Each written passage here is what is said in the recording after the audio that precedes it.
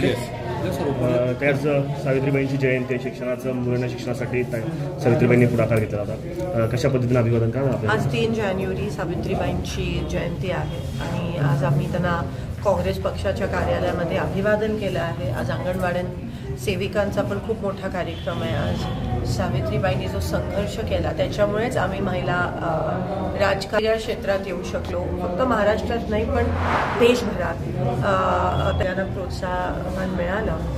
आणि पण आज दुर्दैव असं आहे की एकेकाळी महाराष्ट्र हा पुरोगामी महाराष्ट्र होता, कारण का इथे अनेक महिलांनी संघर्ष करून आमच्यासारख्या मुलींना महिलांना पुढे येण्यासाठी प्रोत्साहित केलं. पण आज तोच पुरोगामी विचाराचा महाराष्ट्र आज कुठेतरी मागे पडला आहे. आज इकडे महिलांवर होणारे अत्याचार आणि अन्याय वाढत आहेत. आज ह्या पुरोगामी महाराष्ट्रात दीन दलित लोकांवर, अल्पसंख्याक लोकांवर हमले आणि अत्याचार होत आहेत. आज दिवसा ढवळे सरपंचांचे खून होत आहेत. बीड असेल, परभणी असेल, बदलापूर असेल, हे प्रकरण वाढत चालले आहेत. बीजेपीची सत्ता देशात आणि महाराष्ट्रात आल्यापासून एकंदरीत कायदा सुव्यवस्था पूर्ण ढासळला आहे. कोणाला भीती राहिली नाहीये पोलिसांची.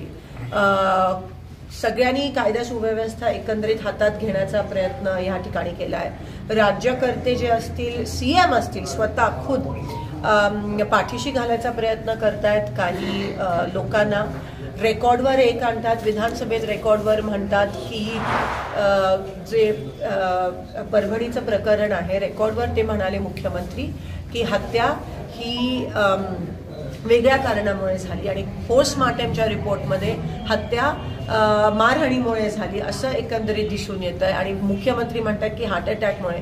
तफावत एवढी आहे, कुठेतरी मुख्यमंत्री असो, सत्ताधारी असो, हे जे खुनी आहेत त्यांना पाठीशी घालण्याचा प्रयत्न करतायत. आज कोणीही या महाराष्ट्रात सुरक्षित राहिलं नाही आहे. महिला राहिल्या नाही आहेत, लोकं राहिली नाही आहेत, गावकरी गरीब कोणीही राहिलं नाही आहे. आणि एकंदरीत पूर्णपणे ही असं होत असताना तिथे सत्ता कोणाला मिळाली पाहिजे, कोणाला कोणतं मंत्रीपद मिळालं पाहिजे त्याकडे जास्त लक्ष केंद्रित होत होतं. आणि दुसरीकडे हे गोरगरीब लोक त्या ठिकाणी मरत होते आणि त्यांच्यावर अन्याय होत होता. ह्या गोष्टीचा मी मुख्यमंत्र्यांचा निषेध करत आहे. आणि हा महाराष्ट्राला आता पुन्हा एकदा पुरोगामी पथावर आणण्याची जबाबदारी ही महाराष्ट्रात राहणाऱ्या प्रत्येक माणसाची आहे, शेतकऱ्याची आहे, महिलेची आहे, गोरगरीब कामगाराची आहे, आपल्या सगळ्यांची आहे. कारण का राज्यकर्त्यांकडून आता फारशा अपेक्षा राहिल्या नाही. सावित्रीबाई फुलेंच्या जयंती आहे, खरं तर भारतरत्न त्यांना मिळावा ही मागणी गेल्या अनेक वर्षांपासूनची आहे. आपण त्यामध्ये कशा पद्धतीची? नाही, नक्कीच आम्ही संसदेत ही मागणी मांडली आधी आणि वारंवार त्या ठिकाणी आम्ही ती मागणी करणार आहोत आणि त्यांना नक्की मिळेल अशी आम्ही प्रयत्न करणार. बीडमध्ये मसाजोगचे सरपंच असले संतोष देशमुख यांची हत्या झाली आणि त्या प्रकरणाची धनंजय मुंडे यांचं नाव जे तिथले स्थानिक लोकप्रतिनिधींशी जोडत आहे, त्यांचा राजीनामा मागितला जातोय. मात्र सरकार त्या पद्धतीनं पावलं उचलत नाही. उलट वाल्मिक कराड ज्यांचं नाव खंडणी प्रकरणामध्ये आरोपी आहेत त्यांना मात्र VIP ट्रीटमेंट मिळत असल्याचा आरोप तिथले लोक करतात. तुम्ही बघा, लॉरेन्स बिश्नोईपासून वाल्मिक कराडपर्यंत जे गुन्हेगार आहेत, जे जेलमध्ये बसून प्लॉटिंग, आणि ते गुजरात आणि हे महाराष्ट्र, म्हणजे आमचं महाराष्ट्र पण UP बिहार गुजरात सारखं बनवतायत, ह्यांना पाठीशी घालतायत. आणि मी जेव्हा बीडला गेली तेव्हा देशमुखांची मुलगी आहे ती मला म्हणाली, ताई मला खूप भीती वाटते, मी पण पोलीस प्रोटेक्शन मागितलं आणि मला अजूनही देत नाही आहे सरकार. म्हणजे तुम्ही विचार करा किती दहशतीचं वातावरण त्या ठिकाणी निर्माण झालंय सगळ्यांवरच एकंदरीत. आणि सरकार 100% पाठीशी घालतंय.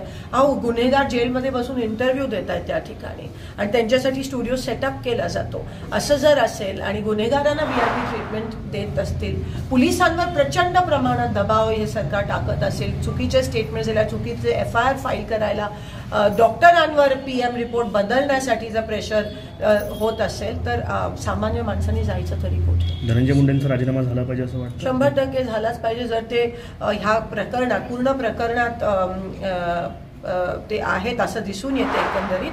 आणि काँग्रेसचं सत्ता असताना वारंवार जेव्हा राजीनामे मागितले जायचे तेव्हा द्यायचे आम्ही, एकंदरीत जबाबदारी घेऊन, नैतिक जबाबदारी घेऊन ते दिले गेले होते. जरी दोषी नसायचे तरी पब्लिक प्रेशरमुळे. पण इथे मला असं वाटतं अतिशय निगरगट्ट आणि अहंकारी सरकार आहे आणि लवकर हलतील असं दिसत नाही. ताई, मंत्रिमंडळ स्थापन होऊन अनेक दिवस झाले, मात्र पालकमंत्री अद्याप कुठल्या जिल्ह्याला मिळत नाही. सोलापूरचं दुर्दैव, सोलापूरचं बीजेपीचं नेतृत्व कदाचित कार्यक्षम आहे असं म्हणायला हरकत नाही.